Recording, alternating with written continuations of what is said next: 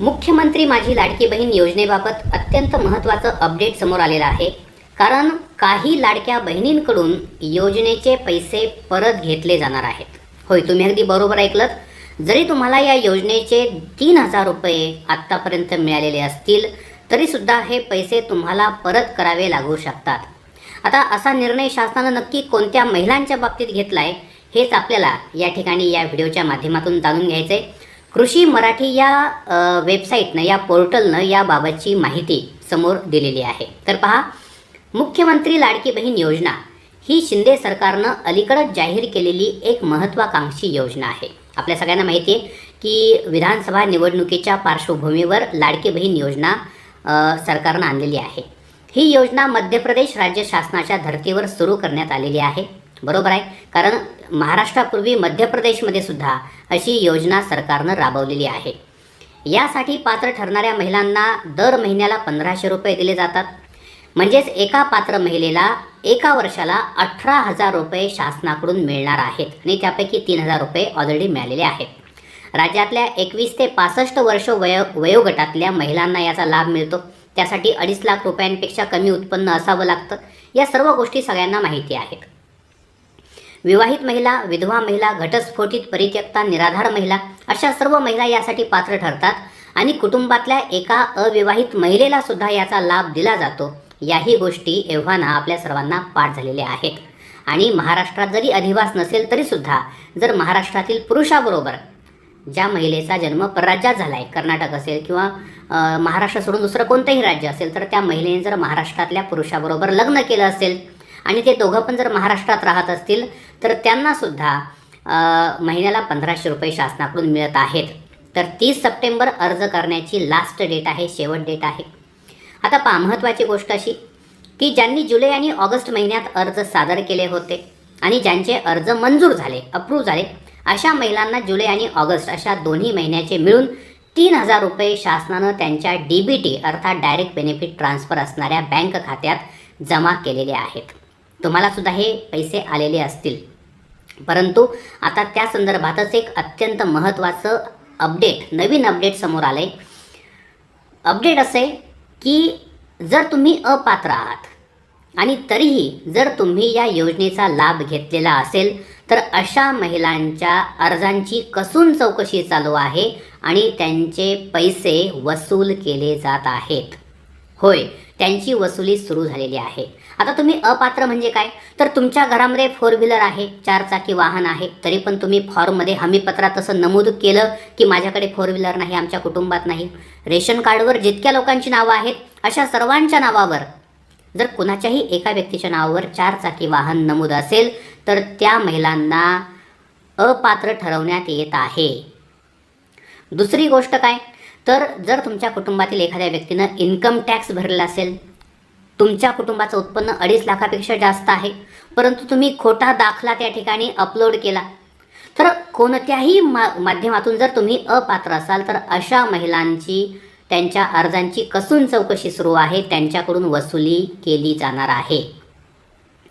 यासोबतच पहा, ज्या महिलांना आधीच संजय गांधी निराधार योजनेसारख्या सरकारी योजनांचा लाभ मिळतोय आणि अशा महिलांनी जर लाडक्या बहीण योजनेचा लाभ घेतला असेल तर आता अशा महिलांकडून सुद्धा योजनेचे पैसे परत घेतले जात आहेत. लक्षात घ्या, सरकारनं सांगितलं होतं की तुम्हाला केंद्र सरकारचे असू द्या किंवा राज्य सरकारचे असू द्या, एखाद्या योजनेतून जर तुम्हाला महिन्याला 1,500 रुपये मिळत असतील तर तुम्ही ते फॉर्म भरताना नमूद करायचं होतं. अनेक महिलांनी नमूद केलं नाही. आता त्यांची स्क्रुटिनी चालू आहे, त्यांच्या अर्जांची पडताळणी चालू आहे आणि अनेक महिलांच्या बाबतीत हे दिसून आले की त्यांनी, एक उदाहरण म्हणून संजय गांधी निराधार योजना या योजनेचा लाभ घेतला आहे, त्याचे पैसे त्यांना मिळाले आहेत आणि त्यांनी डबल लाडक्या बहीण योजनेचे सुद्धा पैसे घेतले आहेत. तर अशाही महिलांच्या बाबतीमध्ये त्यांचे पैसे कट केले जाणार आहेत, त्यांच्या पैशांची वसुली लावली जाणार आहे. आता ही वसुली नक्की कशी लावली जाईल, कारण अनेक महिलांनी पैसे मिळाल्याबरोबर ते काढूनसुद्धा घेतले आणि आता त्यांच्याकडून वसुली करणं हे फार अवघड आहे. कदाचित जर तुमच्या खात्यामध्ये अजून कुठला काही एखादा हप्ता जर जमा होत असेल तर त्यातून कदाचित ती वसुली केली जाईल किंवा तुमच्या खात्यावरती मायनस बॅलन्स आता दाखवला जाईल. मायनस बॅलन्स म्हणजे जरी 0 रुपये असतील तरी पण त्या ठिकाणी -3,000 -3,000 असा आकडा येईल आणि तुम्हाला ते खातं आता वापरता येणार नाही. जरी तुम्ही त्या खात्यामध्ये तुमचे दुसऱ्या एखाद्या योजनेचे पैसे जर आले तर ते पैसे आपोआप बँका कट करून घेतील, ते शासनाच्या दरबारी जमा होतील. तर थोडक्यात सांगायचा मुद्दा असा की सरकारी योजनांचा दुहेरी लाभ घेणाऱ्या महिलांकडून हे पैसे वसूल केले जात आहेत. आता संजय गांधी निराधार हे फक्त एक उदाहरण झालं. तुम्हाला इतर शासनाच्या योजनांमधून जर कदाचित 1,500पेक्षा कमी पैसे मिळत असतील, की त्यांना महिन्याला फक्त 1,000 रुपये मिळतात, 500 रुपये मिळतात, तर तुम्हाला अधिकार होता की ज्यांना 1,000 रुपये मिळतात त्यांना फक्त 500 रुपये मिळवण्याचा अधिकार होता. ज्यांना 500 रुपये मिळतात त्यांना 1,000 रुपये मिळवण्याचा अधिकार होता. पण त्यांनी त्याचा गैरफायदा घेतला, तर जेवढा गैरफायदा घेतला आहे तितके पैसे आता तुमच्याकडून वसूल केले जाणार आहेत. आता बघा, पण अशा अपात्र महिलांकडून लाडकी बहीण योजनेचा लाभ उचलला असल्याचे प्रकार राज्यातल्या वेगवेगळ्या भागांमधून समोर येत आहेत आणि त्यामुळे आता अशा अपात्र महिलांकडून योजनेचे पैसे वसूल केले जात आहेत. तर दुसरीकडे योजनेच्या पात्र लाभार्थ्यांना जुलै आणि ऑगस्ट महिन्याचे पैसे जमा झाल्यानंतर बँकांच्या माध्यमातून मिनिमम बॅलन्स मेंटेन केला नसल्याने रक्कम कपात करण्यात येते. याचा अर्थ असा की बँकासुद्धा महिलांच्या पाठीमागे हात धुवून लागलेल्या आहेत. अनेक बँकांनी, त्याच्यामध्ये SBI सारखी नॅशनलाइज सगळ्यात मोठी बँकसुद्धा येते, सर्व बँकांनी त्यांच्या महिलांना, त्यांच्या खातेधारक ज्या महिला आहेत, तर ज्या महिलांनी मिनिमम बॅलन्स मेंटेन केला नव्हता, मिनिमम बॅलन्स म्हणजे काय, तर SBIच्या बाबतीत 2,000 रुपये खात्यामध्ये ठेवणं अत्यावश्यक आहे. जर 2,000 रुपये तुम्ही बरेच दिवस ठेवले नाहीत खात्यामध्ये, तुमचा बॅलन्स जर 2,000पेक्षा कमी असेल, तर बँक तुम्हाला त्याच्यावरती 118 रुपये, 125 रुपये, 200, 300, 300 रुपये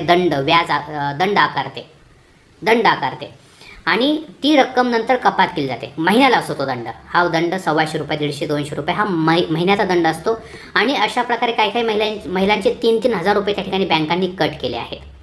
आता यासंबंधी मुख्यमंत्र्यांनी एकनाथजी शिंदे यांनी, तसेच महिला व बालविकास मंत्री आपल्या अदिती तटकरे ताई, तर यांनी सुद्धा बँकांबरोबर चर्चा केलेली आहे आणि लवकरच बँका तुमचे कट केलेले पैसे परत करतील असं सुद्धा एक आशावादी वातावरण तयार झालेलं आहे. काळ ठरवेल की नक्की पुढे काय होतंय. तर ज्या बहिणींचे पैसे बँकांमधून कट झाले त्यांनी कमेंट करून सांगा की आमचे पैसे कट झाले. कमेंट करायला विसरत जाऊ नका, जेणेकरून सरकारपर्यंत ही माहिती पोहोचते की तुम्हाला पैसे आले की नाही. ज्यांना पैसे आले नाहीत त्यांनी कमेंट करून सांगा की आम्हाला अजून पैसे आलेच नाहीत, आम्ही फॉर्म भरला होता पण पैसे आले नाही, फॉर्म अप्रूव्ह झाला आहे तरीही पैसे आलेले नाहीत. अनेक लोकांची प्रकरणं आहेत, तुम्ही कमेंट करून या गोष्टी सांगत चला. ठीक आहे. तर पहा, तर काही जी प्रकरणं आहेत ज्यांनी कर्ज काढलं होतं पण हप्ते थकलेले होते, तर बँकांनी ते थकीत हप्तेसुद्धा वळवलेले आहेत.